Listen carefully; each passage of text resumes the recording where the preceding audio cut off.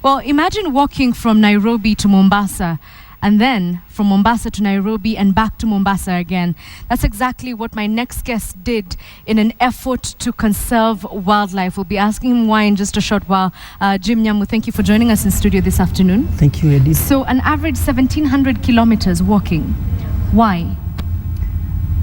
Many people are asking this, why? Why do you walk? Are you the only one that have walked this? Yeah. But I had a purpose why I'm walking this. It's to raise awareness on elephant poaching. But how exactly was walking such a huge distance going to create awareness for poaching, and why elephants? One, why elephant? Elephant is a keystone species.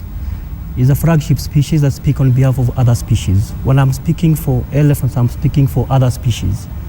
And other than walking, I was engaging the local communities, the schools, and even the elders.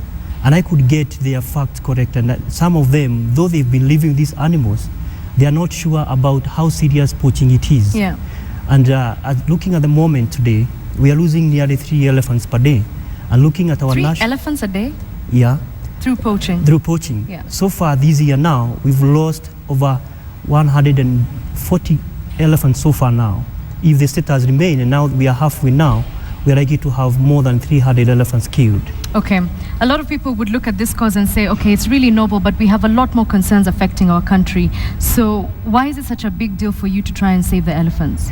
I know the poacher is not somebody that you could sit down with him. And I'm looking at the poaching as a national crisis. It's actually matter to do with intelligence and matter to do with national insecurity.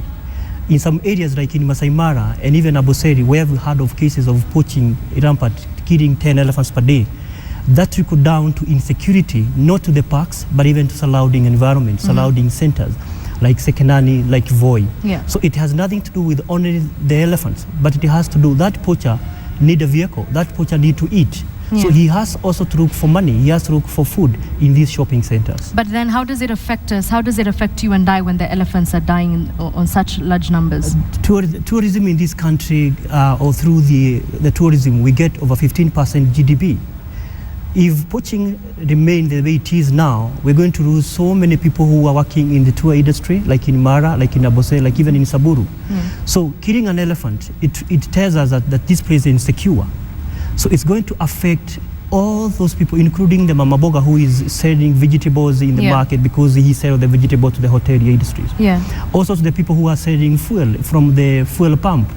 Yeah, so it's not only affecting the tourism, it's affecting Kenya at large. So it has a domino effect. It has domino effect. All right, thank you so much for coming into studio this afternoon. Jim Nyamu walked 1,700, an average 1,700 kilometers just to save the elephants. And he says that killing an elephant is going to affect you and I in ways that even you didn't think about.